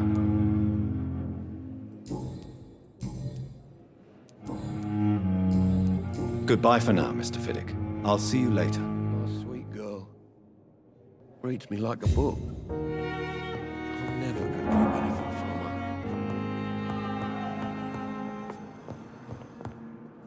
I'm all right. Don't waste your time. I'm quite busy right now, Dr. Reed. Tell me, Waverly, what do you think of Dr. Strickland's enthusiasm for his experimental research? Strickland is playing with his patients' lives for pride and glory. Now that, sir, is unethical. Are you thinking about something in particular? Harvey Fiddick needs delicate surgery. I believe we should stick to the usual procedure, but my young colleague obviously disagrees. And are you not afraid that your rivalry with Strickland may be blinding you? Rivalry? I guess you could call it that. But I will never be childish enough to let my personal feelings affect my judgment. Why do you wish to lead this surgery? I strongly believe that Mr. Fiddick should not be butchered to test an unproven procedure.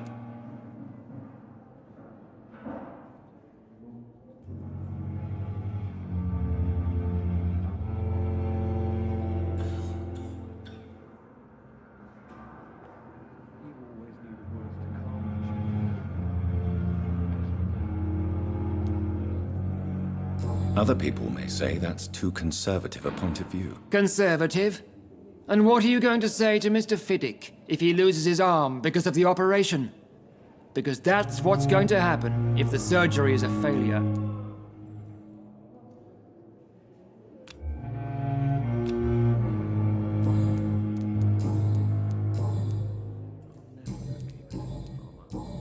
Thank you for your time. We'll talk later.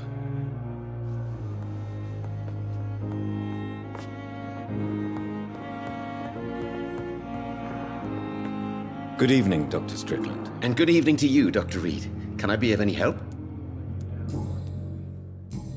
Goodbye, Dr. Strickland.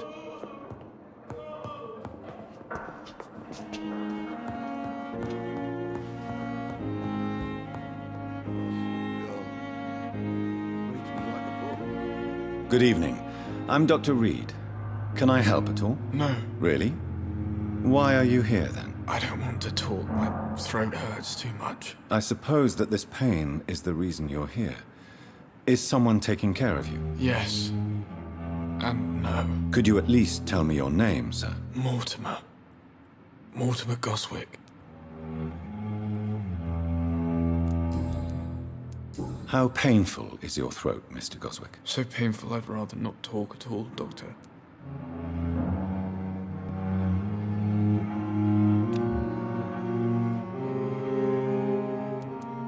I'm sure you realize a doctor and his patient have to communicate, sir. Would it help if I gave you some paper and a pen? Not really. I see. Then maybe it's not just your throat that hurts, Mr. Goswick.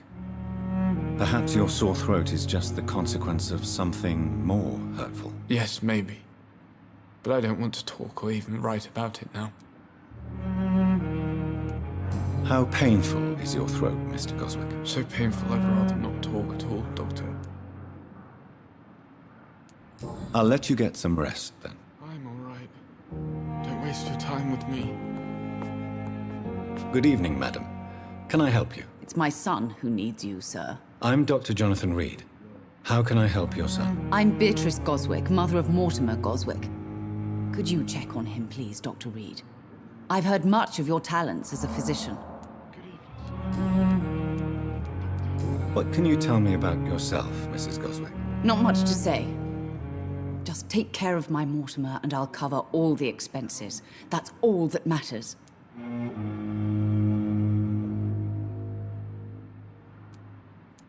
Are you really that rich? Most of the patients here are of a more humble origin, if I may say so. Yes, thanks to my husband. May he rest in peace. I can cover any needed medical expenses.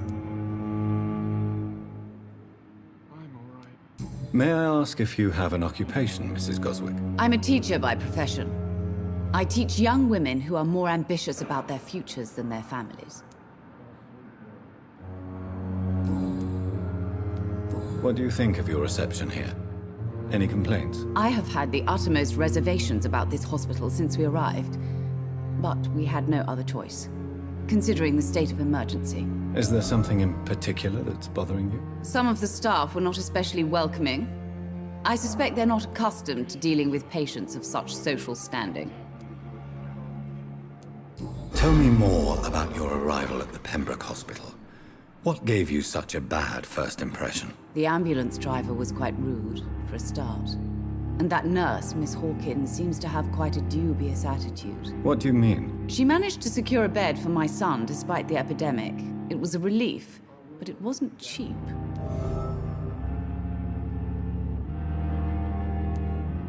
She charged you for a bed? Yes, and I paid without question, considering the urgency of the situation. I share your concern, Mrs. Goswick. Be sure that I'll talk to the people involved. I don't expect compensation, Dr. Reed. But I'm aware such behavior would not be tolerated in other hospitals.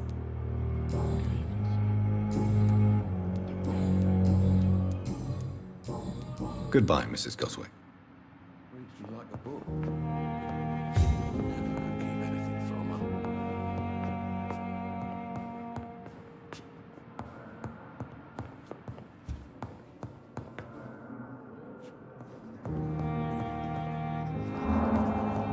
We can handle this.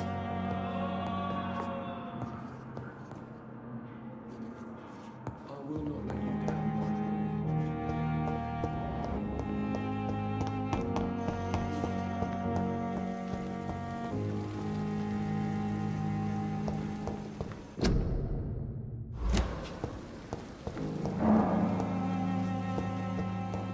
You always needed words to calm each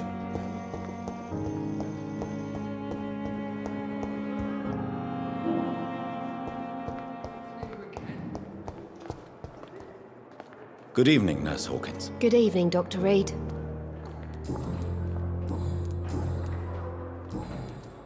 Goodbye, Nurse Hawkins.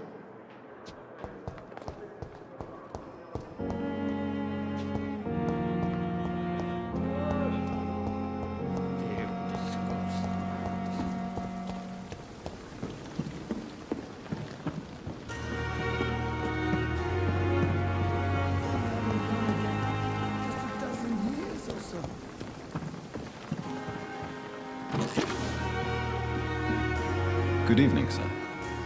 So it is true. The famous Dr. Reed has joined us. I can't think of any better news during these terrible times. Do we know each other? Actually, yes. We met once before, at the Rockefeller University in New York. Dr. Tippett's, yes, I remember. I was assisting Professor Carell in his research about coronary bypasses. He had nothing but praise for you. He was also very confident about your future. And look at you now. Eminent surgeon and blood transfusion specialist. What is the Pembroke Hospital situation? And please, speak freely. This hospital is not exactly the best of London. I'm sure you are used to working in a better environment.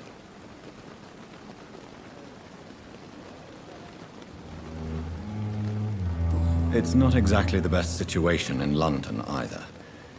I can't have expected this hospital to be prepared for what was to come. Don't be misled by appearances, Dr. Reed.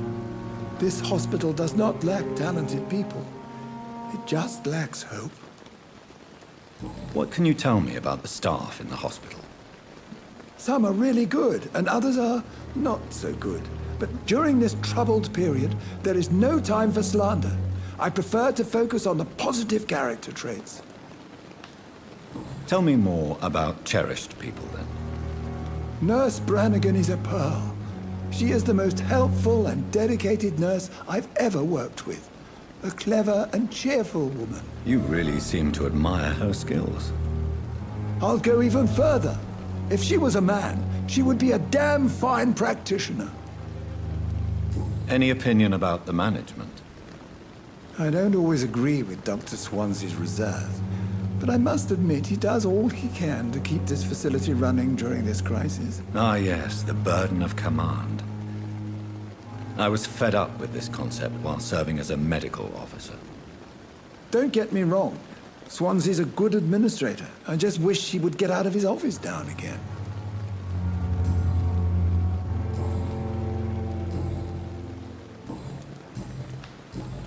Goodbye, Dr. Tippett.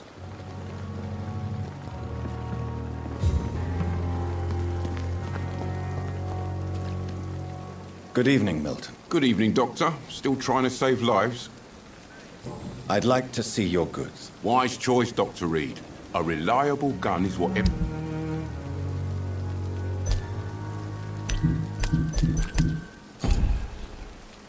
Good evening, Milton. Good evening, Doctor. Still trying to save lives?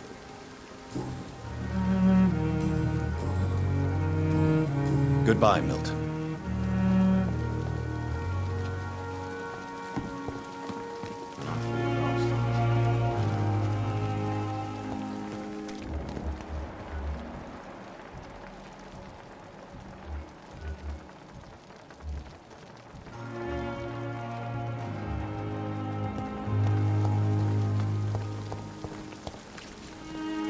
Good evening, nurse. I'm Dr. Jonathan Reed, the new surgeon here at the Pembroke. Dr. Swansea has already told us about you, sir. I'm Nurse Gwyneth Brannigan. Welcome to the Pembroke Hospital. Did he really? It's a good thing I wasn't hoping to keep a low profile. All members of staff have already read about your new blood transfusion technique. Dr. Swansea made sure of that. I see. Well, I'm a little surprised, but I suppose I'll just have to deal with this unexpected notoriety. You must know, blood transfusions are Dr. Swansea's primary subject of research. He is convinced it is the future. How are things here? Not good, to say the least. We're struggling against an invisible enemy, more lethal than any bullet from a gun. It's hard, Doctor. An invisible enemy?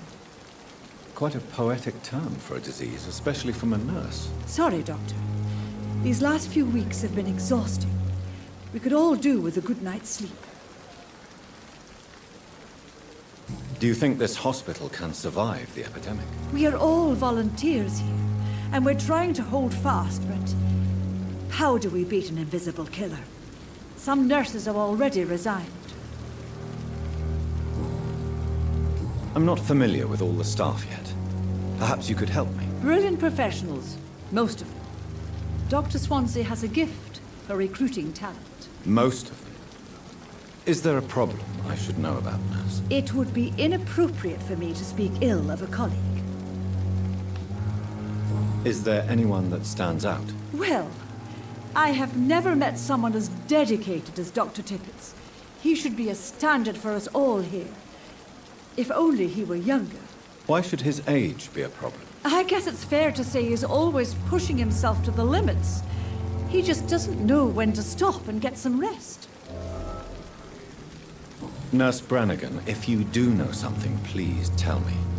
Anything you say will be held in confidence. No. I may disagree with some conduct, but in the end, everybody is doing their best. I'm not familiar with all the staff yet. Perhaps you could help me. Brilliant professionals, most of them. Most of them? It would be Is there... Well, why should his... I guess it's...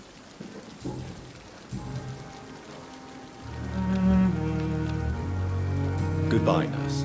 Call me if you need...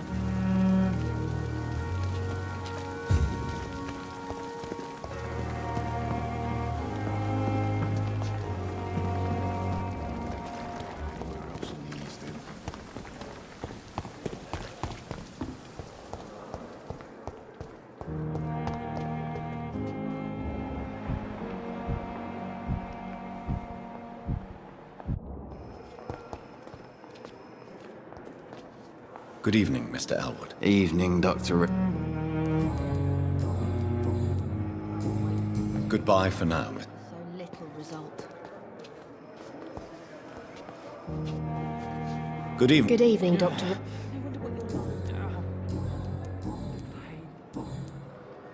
Goodbye now. Good evening. I need blood, Doc.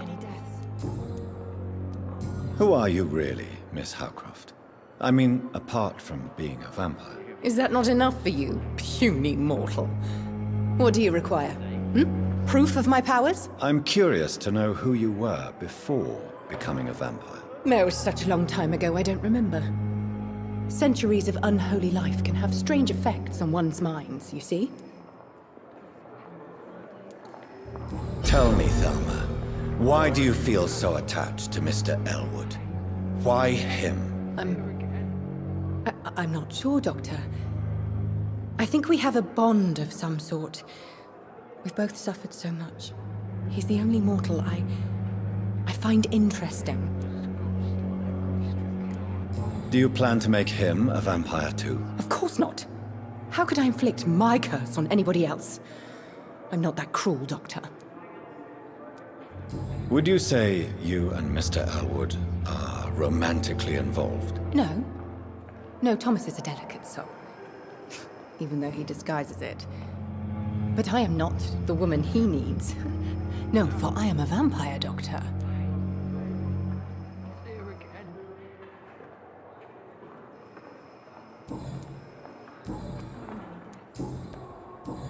I'll leave you, Mistress of the Dark, to your nocturnal activities. Time has lost its effect on me, but the suffering continues. Fear and disgust on every street corner. The daily routine.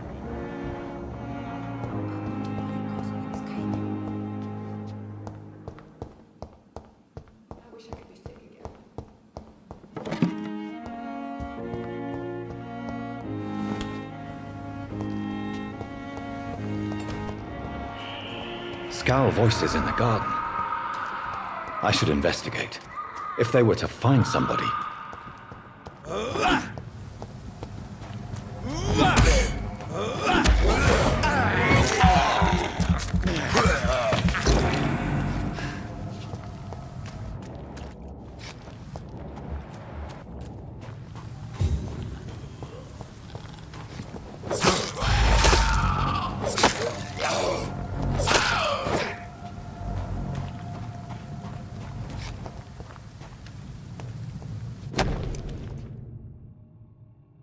So, Mr. Hooks and Nurse Hawkins are an item. Those two have hidden their affections well.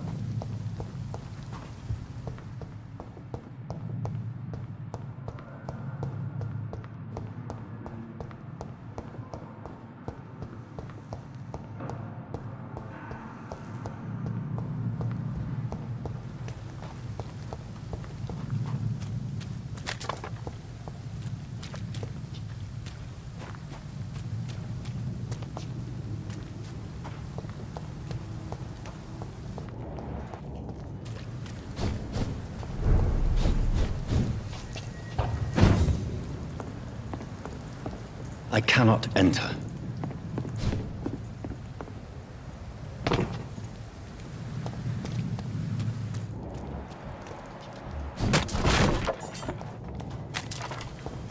He's mine! I'll take it!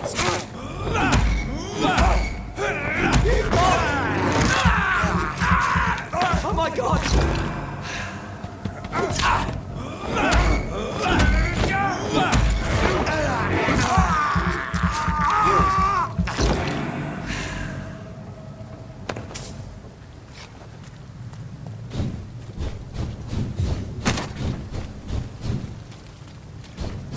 Get them weapons ready! Die, vermin!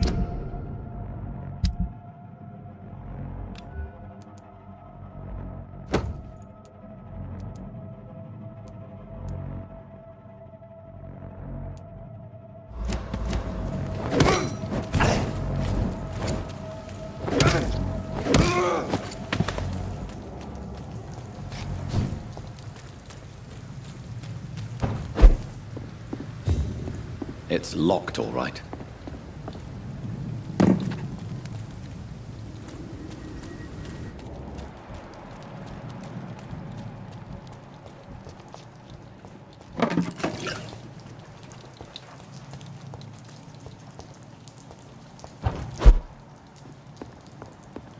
It's locked.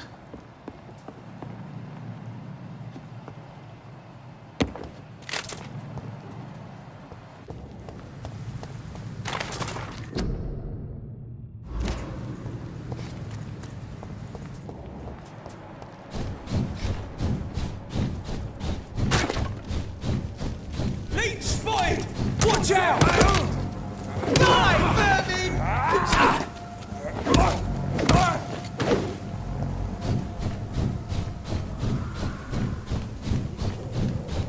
See them fancy clothes? This one's a top!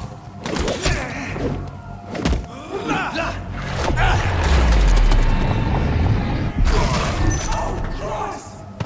Christ! He's dead!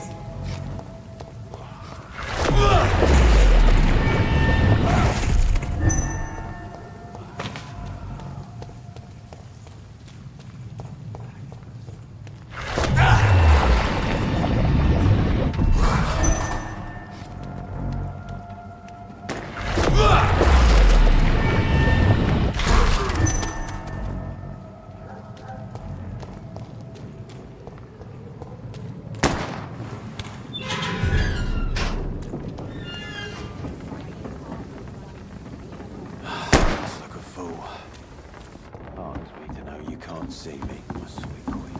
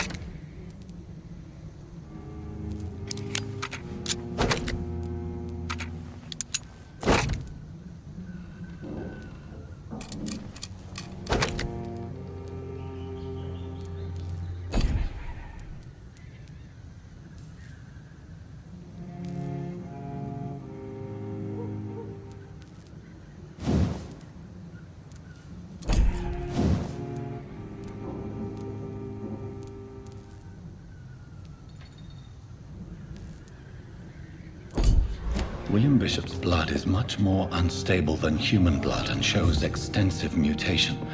But this is not what happened to me. I must keep on searching. The sun is about to rise. I can feel it.